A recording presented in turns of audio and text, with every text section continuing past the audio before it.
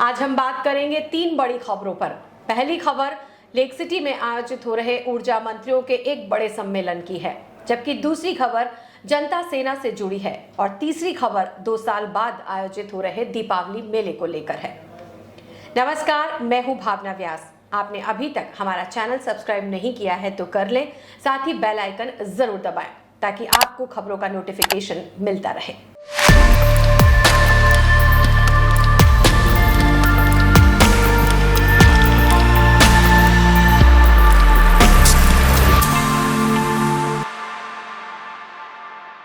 राज्य एवं संघ राज्य क्षेत्रों के विद्युत और नवीन एवं नवीकरणीय ऊर्जा मंत्रियों का सम्मेलन उदयपुर में शुक्रवार को शुरू हुआ।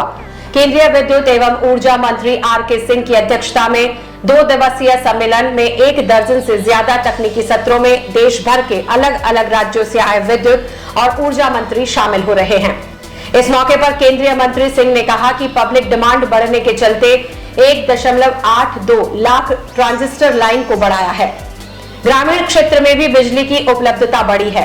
ई व्हीकल्स के मॉडल को ध्यान में रखते हुए भविष्य की जरूरत का ख्याल रखा जा रहा है। देश में खपत भी बढ़ने के साथ लगातार क्षमता भी बढ़ रही है।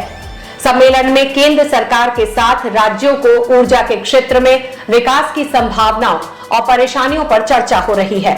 इस सम्मेलन में केंद्रीय मंत्री आर.के. सिंह, केंद्रीय ऊर्जा राज्य मंत्री कृष्णपाल गुर्जर, महाराष्ट्र के उप मुख्यमंत्री देवेंद्र फडणवीस, दिल्ली के उप मुख्यमंत्री मनीष सिसोदिया, राजस्थान के ऊर्जा मंत्री भंवर सिंह भाटी सहित कई राज्यों के ऊर्जा मंत्री मौजूद रहे। ये हम लोग डिस्कस करेंगे अभी कि कैसे इसको हम लोग करें, क्योंकि है क्या कि क्रॉस सब्सिडी तो देनी होगी।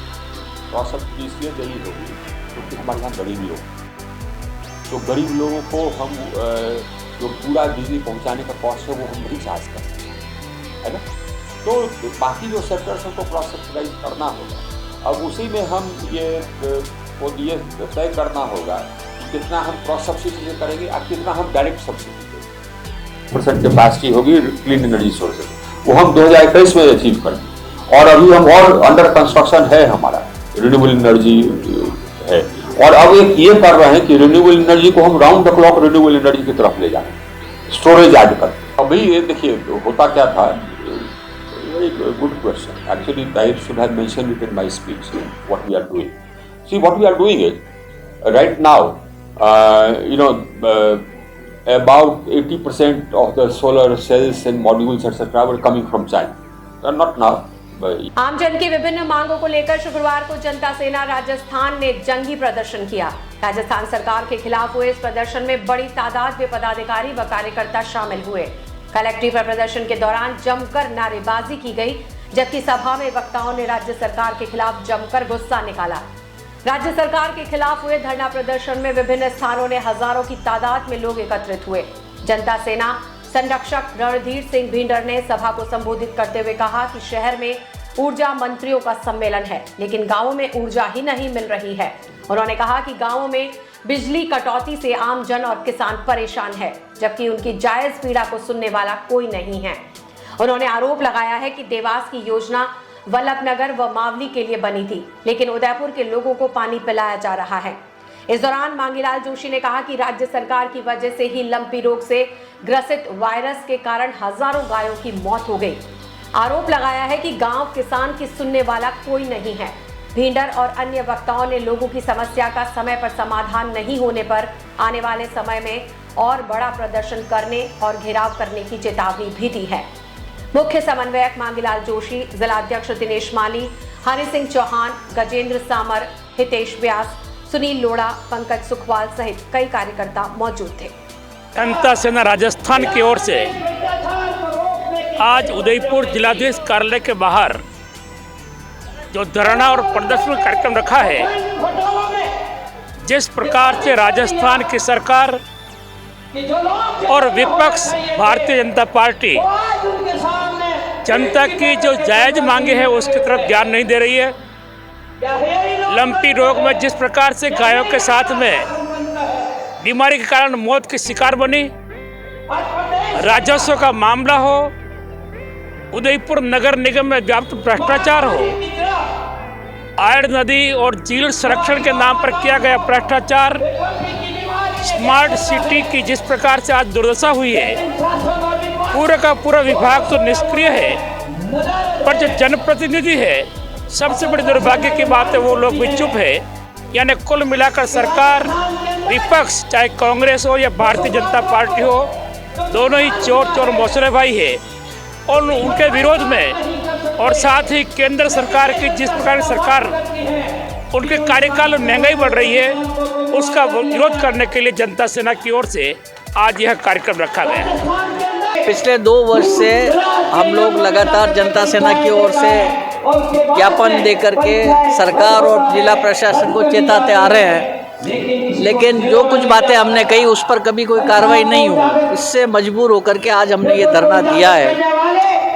इसमें जो समस्याएं हैं वो आम किसानों की, आम जनता की समस्याएं, उनको उजागर करने के लिए धरना दे रहे हैं। फसल का मुआवजा, लंपी रोग में जो पशु मृत हो गए उनके पशुपालकों को मुआवजा, बिजली की व्यवस्था चरमरा गई है, VCR बनाए जा रहे हैं। आज ऊर्जा मंत्रियों का सम्मेलन है, लेकिन राजस्थान में ऊर्जा ही नहीं है। लेकिन वो किस बात का सम्मेलन करे? किसानों को बिजली 4 साल में एक भी बिजली का नया कनेक्शन नहीं दिया। 6-6 घंटे बिजली गाँवों से गायब रह रही है। देवास की जो योजना बनी थी वो वल्लभनगर मावली के पानी के लिए बनी थी, लेकिन वो उदयपुर में पानी पिलाया जा रहा है। तो ये सब बातें हैं जो हम यहाँ उजागर कर रहे हैं और हम इन मांगों को रखेंगे। उसके बाद में अगर इनका समस्याओं का समाधान नहीं होता तो और उग्र आंदोलन करेंगे, जिसकी जिम्मेदारी प्रशासन और सरकार की होगी। साथ ही वर्तमान राजस्थान के हालात पर क्या कहना चाहेंगे? यही तो, वर्तमान राजस्थान में सरकार है ही नहीं। ऐसा लग रहा है अपनी सरकार बचाने के लिए अलग अलग गुटों में घूम रहे हैं। कौन आदेश दे? कोरोना के कारण 2 साल बाद उदयपुर में नगर निगम की ओर से 15 दिवसीय दीपावली मेला शनिवार से शुरू होगा।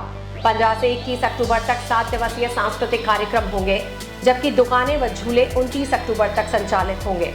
महापौर गोविंद सिंह चाक ने बताया कि शनिवार शाम 7 बजे शहर विधायक और नेता प्रतिपक्ष गुलाब चंद कटारिया मेले का उद्घाटन करेंगे। मेले में खाने पीने व विभिन्न साजो सामान की दुकानें भी लगाई गई हैं। आयोजन के दौरान आमजन की सुविधा के लिए टाउन हॉल, पार्किंग, श्रमजीवी कॉलेज, RCL लिंक रोड में पार्किंग की व्यवस्था की गई है। आपातकाल व्यवस्था के लिए चिकित्सा विभाग की एक एम्बुलेंस मौजूद रहेगी। निगरानी व नियंत्रण कक्ष भी बनाया गया है, जहां से CCTV के माध्यम से मेले की गतिविधियों पर नजर रखी जाएगी। सांस्कृतिक समिति अध्यक्ष अरविंद जारोली ने बताया कि मेले में दुकानें व झूले लगाने के लिए निगम ने कुल 1,03,76,000 रुपए का ठेका दिया है। दुकानें लगभग लग चुकी हैं और स्टेज शनिवार सुबह तक तैयार हो जाएगा। स्वागत द्वार को ऊंचा बनाया है ताकि फायर ब्रिगेड निकलने में असुविधा ना हो। सफाई व्यवस्था का पूरा ध्यान रखा जाएगा। जिले के गोगुंदा पिंडवाड़ा हाईवे पर एक बड़ा हादसा होते होते टल गया। दरअसल यहां मालवा चौराहा के पास चलते ट्रेलर में भीषण आग लग गई।